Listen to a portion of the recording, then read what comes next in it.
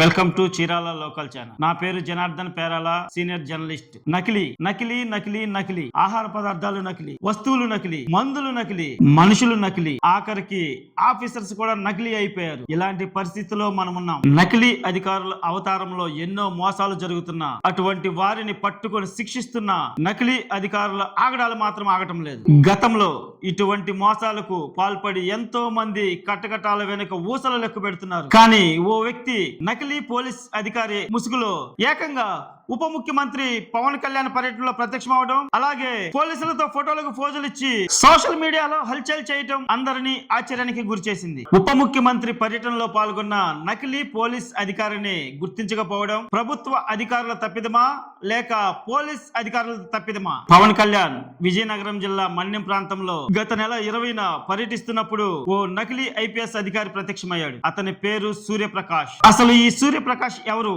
తను నకిలీ ఐపీఎస్ అవతారం ఎందుకు ఎత్తాడు? దత్తి రాజూరు మండలం గడ్సాం గ్రామానికి చెందిన బాబు ఎవరో మీకు తెలుసా? తెలియదు. తెలియాల్సిన అవసరం కూడా లేదు. కానీ రాష్ట్రం మొత్తం అందరూ తెలుసుకున్నారు. ఏం చేశాడని? ఒక మంచి చేశాడనా లేక ఒక చెడు చేశాడనా?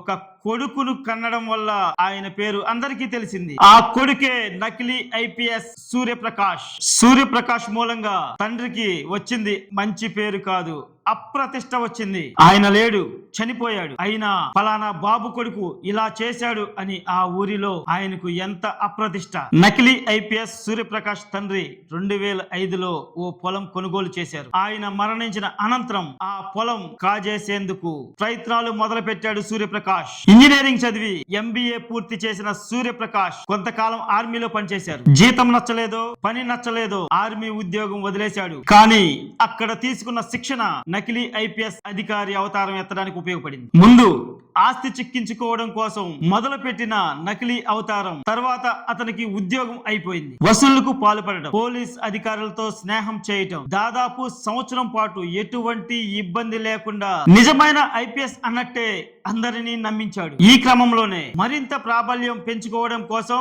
ఎక్కువ నమ్మకం కలిగించడం కోసం ఉప ముఖ్యమంత్రి పర్యటనలో ప్రత్యక్షమయ్యాడు. పర్యటన అంతటా ఎటువంటి అనుమానం లేకుండా నిజమైన పోలీస్ అధికారిగా నడుచుకున్నాడు. ఎవరికి అనుమానం రాలేదు, ఎవరు పట్టించుకోలేదు. వాస్తవానికి అతను దొరికేవాడు కాదు. అతని తప్పిదం మూలంగానే, అతని అత్యుత్సాహం మూలంగానే దొరికిపోయాడు. పవన్ కళ్యాణ్ పర్యటనలో పాల్గొన్న అని సోషల్ మీడియాలో ఫోటోలు పెట్టాడు. అవి వైరల్ అయ్యాయి. అప్పుడు కొంతమందికి అనుమానం వచ్చింది, ఇతను ఎప్పుడు పోలీస్ అధికారి అయ్యాడు అని. అది మెల్లగా పోలీసులకు తెలిసింది. అప్పటికి తప్పించుకునేవాడే పారిపోయే ప్రయత్నంలో ఉన్నాడు. చివరి నిమిషంలో టైం బాగోలేక పోలీసులకు చిక్కిపోయాడు సూర్యప్రకాష్.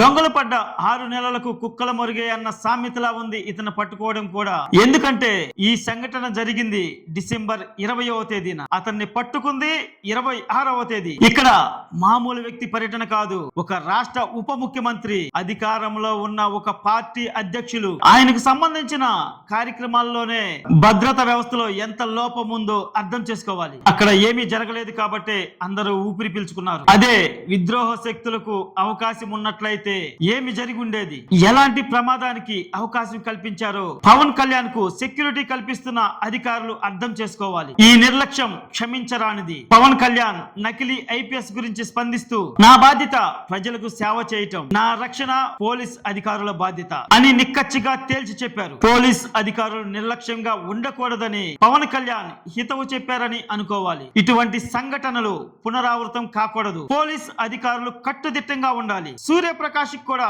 కఠినమైన శిక్ష పడాలి. చిన్న శిక్షలు, తక్కువ శిక్షలు పడుతుంటే వ్యవస్థ మీద భయం ఉండదు. ఈ వ్యాపారం ఏదో బాగుందని మరింత మంది నకిలీల అవతారం ఎత్తే అవకాశం ఉంటుంది. యువతను, బద్దకస్తులను ఇలాంటి పనులు చేసేందుకు ప్రేరేపించినట్లు అవుతుంది. అది సమాజానికి మంచిది కాదు. అందుకని ప్రభుత్వం, పోలీసు వ్యవస్థ ఇటువంటి నకిలీల పైన కఠినంగా వ్యవహరించాలని నేను డిమాండ్ చేస్తున్నాను. ప్రతి ఒక్కరూ డిమాండ్ చేయాలి. మరిన్ని విశ్లేషణల కోసం చూస్తూనే ఉండండి చీరాల లోకల్ ఛానల్. నా చీరాల, మన చీరాల.